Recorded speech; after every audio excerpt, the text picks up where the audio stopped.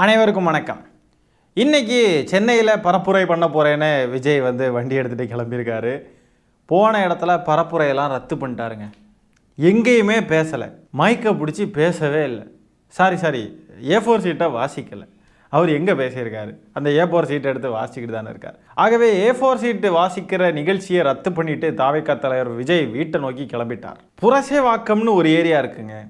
அந்த ஏரியாவுக்கு போகிறதுக்கு ரித்தர்டன் சாலை அப்படின்ற ஒரு சாலையில் போகணும். அந்த வழியில் போகாமல் வேறு வழியில் போயிருக்கார். வழி மாறி போயிட்டாப்புல. அதனால் விஜய் புரசைவாக்கத்துக்கு வந்துட மாட்டாரான்னு ஆசையாக அவளாக அங்கே போய் காத்து இருந்த ரசிக குஞ்சுகள்லாம் பெரும் ஏமாற்றம் அடைந்துள்ளனர். இதில் ஹைலைட் என்னென்னா, விஜய்க்கு 8 மணி வரைக்கும் பெர்மிஷன் இருக்குது. ஆனால் 6 மணிக்கே இடத்த காலி பண்ணிட்டு வீட்டை நோக்கி விஜய் போயிட்டுருக்கார். அப்போ 6 மணிக்கு மேலே ஆட்டோ ஓடாதுன்ற கதை தான். 6 மணிக்கு மேலே ஏன் ஓடலை அப்படின்னு நம்ம கேள்வி எழுப்புனா, திமுக மேலே தூக்கி பழிய போடு, அவ்வளோதான், முடிஞ்சு போச்சு. ஒருவேளை இப்போ இந்த டீலிமிட்டேஷன் பிரச்சனை போயிட்டுருக்கு. முதலமைச்சர் வேறு நாளைக்கு கருப்பு கொடி ஏந்த சொல்லியிருக்காங்க ஒவ்வொரு வீட்லேயும். இந்த பிரச்சனை போயிட்டு இருக்கிறதுனால டீலிமிட்டேஷனை பற்றி பேசணும், மேலே ஏறினா நம்ம ஓனஸை பற்றி பேசணுமே. ஓனஸை பற்றி பேசினா சரிப்பட்டு வராது. அது போக நமக்கு பேசவும் தெரியாது. என்னத்தான் பேசுறது? டீலிமிட்டேஷன்னா என்ன? நமக்கே ஏதாவது ஸ்கிரிப்ட் எழுதி கொடுக்குறாங்க, அதுதான் போஸ்ட் போட்டு உட்காந்துருக்கோம். நம்மளை பேச சொன்னால் என்னத்தான் பேசுறது? A4 சீட்லாம் வேறு ரெடியாக இல்லை. ஓனஸை கண்டிக்கிற மாதிரி வேற பேசணும், அது வேலைக்கு ஆகாது. அப்படின்றதுனால ஒருவேளை அந்த வாகனத்துக்கு மேலே ஏறி நின்று இந்த A4 சீட்டு வாசிக்கிறதெல்லாம் பண்ணாமல் போயிருக்காரோ. தமிழக ரத்து கழகம்னு வச்சிடலாம். எல்லாத்தையும் ரத்து பண்ணுறாங்க. ஒரு அரசியல் கட்சிக்கு எலெக்ஷனை விட அப்படி என்ன முக்கியமான வேலை இருக்கும்? எல்லா கட்சிகளும் ராவும் பகலுமா உழைக்கிறாங்க, தெருவில் இறங்கி கிடந்து வேலை பார்க்குறாங்க எல்லாரும். ஆனால் விஜய் மட்டும் பாருங்கள், ஜாலியாக எப்படா பனையூருக்கு போவோன்னு இருக்கார். வர்றது ஏசி காரில் ஜாலியாக ஏசிக்குள்ளே இருப்பார். மேலே ஏறி கொஞ்ச நேரம் பேசுகிறப்ப மட்டும் லைட்டாக வேர்க்கும். அந்த கொஞ்சோண்டு வேர்க்கிறது கூட தாங்க முடியாமல் விஜய் வண்டி எடுத்துகிட்டு வீட்டுக்கு ஓடி போகிறார். ஆனால் அங்கே பேக்ரவுண்டில் பாட்டு மட்டும் ஓடுது. எல்லாமே இழந்து வரானே, மக்களுக்காக எல்லாமே இழந்து வரானேன்னு பாட்டு போடுறாங்க. யார் இவனடா இழந்து வரான் அப்படின்னு தான் நமக்கு தோணுது. அதை இறுக்கி பிடிச்சி ஆபாசம் தவிர்ப்போம் நண்பர்களே. இப்போ கூட எங்கள் வீட்டுக்கிட்ட கடந்து ஊதிக்கிட்டு கிடக்கிறானுங்க மடக்கு ஊதிகள். கேட்குதா? இதான் தேர்தல் தேதி அறிவித்ததுக்கு பிறகு ஒரு நாள் கூட விஜய் மாலை 6 மணிக்கு மேலே பிரச்சாரம் பண்ணவே இல்லை. அப்படி பண்ணிட்டாருன்னு சொன்னால் உலகில் 7 அதிசயங்கள் 6 மணிக்கு மேலே பிரச்சாரம் பண்ண விஜய் 8வது அதிசயமே. வழி மாறி வேற போயிருக்காப்புல. இதில் இவர் எங்கே தான் வழி மாறி போகலை, பர்சனல் வாழ்க்கையிலையும் வழி மாறி போயிட்டாப்புல. கட்டின மனைவி, பெற்ற பிள்ளைகள் எல்லாரையும் வேற வழிக்கு அனுப்பிவிட்டு இவர் வேற வழிக்கு போயிட்டாப்புல. அரசியல்லையும் வழி மாறிட்டாப்புல. பாஜக சங் பரிவார் கும்பலுக்கு அடிமையாக போய் உட்காந்துருக்காப்புல. இப்போ என்னன்னா, புரசைவாக்கத்துக்கு போகிற வழியில் வழி மாறி வேற எங்கேயோ போயிருக்காப்புல. அடுத்ததாங்க, இந்த சமீபத்தில் இப்போ திருப்பூருக்கு விஜய் போனப்போ அங்கே ஒரு பெண்ணுடைய 5 சவரன் நகை காணாமல் போயிடுச்சு. எவனோ செயினை பறிச்சுட்டு போயிட்டான். இப்போ என்னென்னு பார்த்தீங்கன்னா, இப்போ சென்னையிலையும் ஒரு பெண்ணுக்கு நகை காணாமல் போயிருக்கு. இப்போ பார்த்தீங்கன்னா 6 சவரன் இம்ப்ரூவ் ஆகிருக்காங்க. 5 சவரன் காணாமல் போனது, இப்போ 6 சவரன் நகை பறிக்கப்பட்டிருக்கு. எல்லாமே இழந்து வராங்களே இந்த அணில் குஞ்சுகள், எல்லாத்தையும் இழந்துக்கிட்டு இருக்காங்களே விஜய்க்காக. நகை, குழந்தைங்க, உயிர், செருப்பு, இன்னும் என்னென்னலாம் இருக்கோ. சாக்கடைக்குள்ளே குதிச்சு நீச்சல் அடிக்கிறன்ற பேரில் ஹெல்த்தை இழக்கிறானுங்க. ஐயோ, கண்கொள்ளா காட்சின்றதோடைய அர்த்தம் என்னன்னா இதுதான். எல்லாமே இழந்து போங்க. இன்னும் போட்டு தாவேகா அணில் குஞ்சு கூட்டம் எப்படிப்பட்ட கூட்டம்ன்றத இப்போவாது புரிஞ்சுக்கிட்டாங்கன்னா நல்லாயிருக்கும். இவனுக்கு கூட்டத்துக்குள்ளே போனால் செயினையும் இழக்க வேண்டியது தான். இதுதான் சாக்குன்னு நிறைய அணில் குஞ்சுகள் உள்ளே போய் பெண்களையெல்லாம் இடிக்கிறதுக்காகவே உள்ளே போகிறானுங்க. நிறைய நடக்குது. இந்த கூட்டம், இந்த அணில் குஞ்சு கூட்டம் அடிப்படையாகவே ஒரு ஆபாச கூட்டம், ஒரு பொறுக்கி கூட்டம், ஒரு திருட்டு கூட்டம். இந்த கூட்டத்துக்குள்ளே போனால் என்ன வேணால் நடக்கும். அதான் போகாதீங்கன்னு சொல்கிறோம்ல.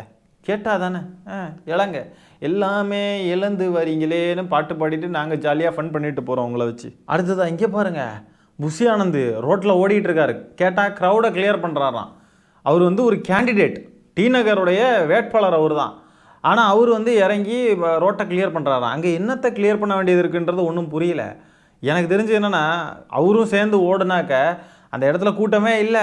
அதனால் கூட்டத்தோட கூட்டமாக இன்னும் கொஞ்சம் எக்ஸ்ட்ராவாக ஒரு ஆள் தெரிவார் இல்லையா, அதுக்காக இறங்கி ஓடுறாருன்னு தோணுது. பழக்க தோஷம் வேறு ஒன்றும் கிடையாது.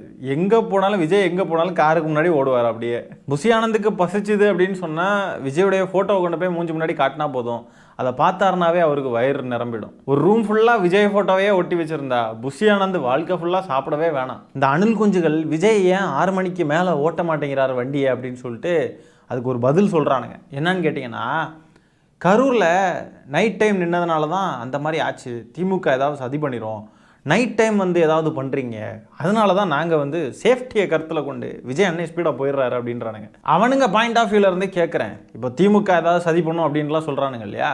இப்படி சதி பண்ணும், அப்படி பண்ணும், இப்படி பண்ணுன்னு சொல்லிட்டு அப்போ விஜய் அரசியல் கட்சியை மூடிட்டு போயிடலாமே. எதுக்கு அரசியல் கட்சி, எதுக்கு தேர்தலில் நிற்கிறீங்க? அப்படிலாம் சதியும் பண்ணல, ஒன்றும் பண்ணல. விஜய் வந்து லேட்டாக வந்தது தான் எல்லாத்துக்கும் காரணம். கரூரில் விஜயை நோக்கி இவனுங்களுக்கு எந்த கேள்வியுமே வரல பாருங்களேன். கண்மூடித்தனமாக குருட்டுத்தனமாக ஒருத்தன் பின்னாடி போய்கிட்டே இருக்கக்கூடிய கூட்டம் எப்படி இருக்குன்றது இதை வச்சே பார்த்துக்கோங்க. நல்ல வேளையாக விஜய் ஒரு சோம்பேறியாக போயிட்டான். முன்ன பின்ன மற்ற கட்சி தலைவர்கள் மாதிரி எப்படியெல்லாம் ஓடுறாங்க பாருங்கள், ஒரே நாளில் அங்கிட்டு இங்கிட்டு இங்கிட்டு அங்கிட்டுன்னு ஓடிக்கிட்டே இருக்காங்க. அந்த மாதிரிலாம் விஜய் மட்டும் ஓடுற ஆளாக இருந்துட்டான்னு வைங்களேன், இந்த அணில் குஞ்சுகள்லாம் ஐயோ ஓடா உடஞ்சி தேய்கிறாருப்பா நம்ம ஆளு, ஐயோ தலைவர் எல்லாமே இழந்து வராரே அப்படின்லாம் பாட்டு போட்டு மாதிரியாக பண்ணியிருப்பானுங்க. இவனுங்க போடக்கூடிய வீடியோஸ் எல்லாம் ஆபாச இணையதளங்களில் ஏற்றிடலாம் போல, அப்படி ஒரு மாதிரி எடிட் பண்ணி வச்சுருப்பானுங்க. விஜய் விஜய் விஜய் விஜய் உமா உமா தரவா அப்படின்ட்டுலாம். புரசை வாக்கத்தில் ஏமாற்றத்துடன் இருந்த அணில் குஞ்சு கூட்டம், விஜய் வருவாப்புலன்னு நம்பிக்கிட்டு இருந்த கூட்டம் ஏமாற்றத்துடன் வீடு திரும்பினார்கள். எல்லாத்தையுமே நம்ம பேசுகிறப்போ வழக்கம் போல் இந்த மயங்கி விழக்கூடிய மேட்டரை பற்றி பேசாமல் இருந்தால் எப்படி? மயங்கி விழுந்திருக்காங்க, அது நடக்காமல் இருக்குமா? என்னங்க நீங்கள் தப்பு கணக்கு போடுறீங்க? மயங்கி விழுந்திருக்காங்க, ஒரு பெண் ஒருத்தவங்க மயங்கி விழுந்திருக்காங்க.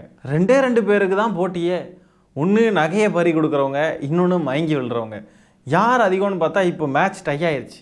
ஒருத்தவங்க மயங்கி விழுந்திருக்காங்க, ஒருத்தவங்களுக்கு நகை திருட்டு போயிருக்கு. அடுத்த தடவை விஜய் வரப்போ இது இம்ப்ரூவ் ஆகணும். ஒரு 10 பேர் மயங்கி விழணும், ஒரு 40 பேருக்கு நகை திருட்டு போகணும். 2 பேருக்கு தான் போட்டியே. இன்னும் 2 பேருக்கு போட்டி இருக்குது, அதை தெரிஞ்சுக்கோங்க. ஒன்று திருப்பூரில் நகை திருடினவன், இன்னொன்று சென்னையில் நகை திருடினவன். இவங்க 2 பேருக்கும் தான் போட்டியே. விஜய் என்ன பண்ணாருன்னு தெரியலைங்க, எல்லாரையும் மயக்கிட்டாரு. ஒரு பொண்ணை கூட்டிகிட்டு வந்து கல்யாணம் பண்ணிட்டு வந்தாங்கன்னா என் பையனை என்ன பண்ணி மயக்கினேன்னு கேட்பாங்க. ஆனால் விஜய் என்ன பண்ணி இவ்வளோ மக்களை மயக்கினாருன்னு எனக்கு தெரியவே இல்லைங்க. அவர் ஜெயிச்சு வரணும், எல்லாருக்கும் நல்லது நடக்கணும்னு எனக்கும் ஆசையாக இருக்குது. திருப்பூரில் வேலை இல்லாத ரொம்ப மக்கள் கஷ்டப்படுறாங்க. முன்னாடியெல்லாம் அமெரிக்கா மாதிரி இருக்குது திருப்பூர்னு சொல்லுவாங்க.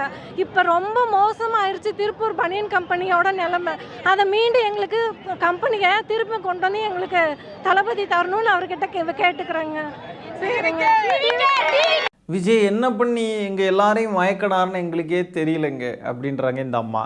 அப்படியே பார்த்தீங்கன்னா திருப்பூரில் வேலையே கிடைக்கல எங்களுக்கெல்லாம் அப்படின்னு சொல்கிறாங்க. ஒரு நடிகன் பின்னாடி ரசிக மோகத்தில் என்னை மயக்கிட்டார் அப்படி இப்படின்னு சொல்லிட்டு ஒரு நடிகனுக்கு பின்னாடி தெரிஞ்சுக்கிட்டு இருந்தீங்கன்னு சொன்னால் எப்படி உங்களுக்கு வேலை கிடைக்கும்? எப்படி உருப்பட முடியும்? உருப்படுறதுக்கான வழிகளை தேடினீங்க அப்படின்னு சொன்னால் உங்களுக்கான விஷயங்கள் எல்லாம் வந்து சேரும். எங்களை எப்படி மயக்கினார்னே தெரியல, அவர் என்ன பண்ணி மயக்க வச்சாருன்னு எங்களுக்கு தெரியல. இப்படிலாம் பேசிக்கிட்டு வேலையும் கிடைக்கலன்னா எப்படி? இப்படி ரசிக மோகத்தில் சுற்றி திரிகிற மனநிலை கொண்டவர்களுக்கு கெரியர்ன்றது ப்ராப்பராக அமையாது.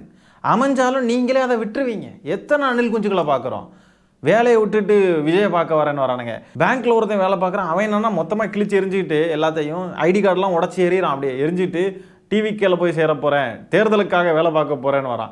வெளிநாடுகளில் வேலை பார்க்குறவங்க எல்லாம் வேலையை விட்டுக்கிட்டு டிவிக்கில் சேர போகிறேன், விஜய்க்காக, விஜய் அண்ணன் ஜெயிக்கணும் அப்படின்னு சொல்லிட்டு ஓடி வரானுங்க. இப்படியெல்லாம் இருந்தால் உங்களுக்கு கெரியர்லாம் வாய்ப்பே இல்லை. அதெல்லாம் விட்டுருங்க. விஜயனை மூஞ்ச பார்த்தாவே சாப்பாடு சாப்பிட்ட மாதிரி தானே, வயிறு நிறைஞ்சிரும், எல்லாம் நிறைஞ்சிரும். வேலையாக முக்கியம், விஜய் வந்திருக்காரு அதை பாருங்கள். செயினா முக்கியம், விஜயை பார்த்துட்டீங்களா அது போதும். நீங்கள் பெற்ற குழந்தைகளாக முக்கியம், விஜயை பார்த்துட்டீங்களா அது போதுமே உங்களுக்கு. உங்களுடைய புருஷன்மார்களும் உங்களுடைய மனைவிமார்களுமா முக்கியம், விஜய் தானே முக்கியம். எதுக்கு வருத்தப்படுறீங்க? விஜயை பார்த்தாவே போதுமே. ஹெல்த்தா முக்கியம், சாக்கடைக்குள்ள புகுந்து கூட போய் விஜயை போய் பார்க்கலாமே, விஜயை பார்த்தா போதுமே. இப்படி ஒரு மனநிலையில் இருக்கிறவங்களுக்கு எதுக்கு வேலை வெட்டியெல்லாம்? அதெல்லாம் ஏன் எதிர்பார்க்குறீங்க? நல்லா படித்து முன்னேறி நல்லா வேலை செஞ்சு முன்னேறணும், வாழ்க்கையில் நல்லா இருக்கணும், நல்ல நிலையில் இருக்கணும் அப்படின்னு நினைக்கிறவங்களுக்கு தான் வேலை வெட்டி எல்லாம். உங்களுக்கு எதுக்குன்னு நான் கேட்குறேன். இந்த காணொலியை பாருங்கள். ஒரு தற்குறி பைக்கில் வரானா என்ன பண்ணுறான்னு பாருங்களேன். கையை விட்டுக்கிட்டு வாகனத்தை ஓட்டுறான், நடு ரோட்லேயே சாகசம் பண்ணிக்கிட்டு இருக்கான். இவனுங்கெல்லாம் உசுரோடு இருந்து என்ன பிரயோஜனம்? ஹெல்மெட்டை தூக்கி பின்னாடி மாட்டி வச்சுக்கிட்டு ஹெல்மெட் இல்லாமல் வெறும் முண்டமாக போயிட்டு இருக்கான் ரோட்டில். சாரி, தப்பாக சொல்லிட்டேன். முண்டமாட்டு எப்படி போக முடியும்? முண்டம் ஆகலாம் அப்படின்ற ஆசையோட எதிர்நோக்கி போகிறான். அப்படியே போய் விழுந்து எங்கேயாவது முண்டமாயிடலாம் அப்படின்ட்டு எதையோ ஒன்று சாதிச்சிட்டான். வாழ்க்கையில் நான் பெரிய உயரத்தை தொட்டுட்டேன், என் வாழ்க்கையில் நான் நினச்ச இலக்கை தொட்டுட்டேன் அப்படின்னு சொல்லி எல்லாரும் அப்படியே மகிழ்ச்சியாக இருப்பாங்க பாருங்க. அந்த மாதிரி நிலைமைகளில் தான் மகிழ்ச்சியாக இருப்பாங்க. ஆனால் இவனுங்க விஜயை பார்த்ததுக்கு பார்த்தாச்சு, வாகனத்தை ஓட்டிக்கு போயிட்டு இருக்கிறப்பவே கீழே விழுந்து செத்தாலும் பிரச்சனை இல்லை, பார்த்துட்டேன் பிடிங்கிட்டேன். அடுத்ததாக புஷி ஆனந்த் கிட்ட உங்கள் விஜய் ஏன் அதிகமாக பிரச்சாரம் பண்ண வரமாட்டேங்கிறாரு, தொடர்ந்து பிரச்சாரத்துக்கு ஏன் வரமாட்டேங்கிறாருன்னு சொல்லி செய்தியாளர்கள் கேள்வி கேட்குறப்போ அவர் என்ன பதில் சொல்கிறாருன்றதை பாருங்க.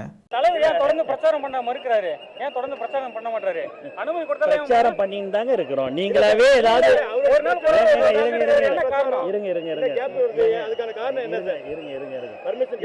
இருங்க. நான் ஏதோ வந்து மாட்டிக்கினேன்னு சொல்லி ஏதோ கேள்வி கேட்கணும்னு கேட்காது.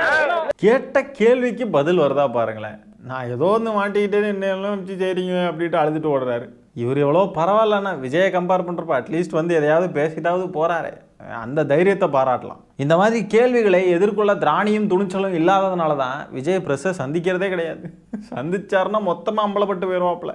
இந்த காணொலியில் நம்ம பேசியிருக்கிற விஷயங்களை பற்றி நீங்கள் என்ன நினைக்கிறீங்கன்றதை கமெண்ட்ஸில் பதிவு பண்ணுங்கள். இந்த காணொலியை நான் இத்துடன் நிறைவு செய்து கொள்கிறேன். நன்றி, வணக்கம்.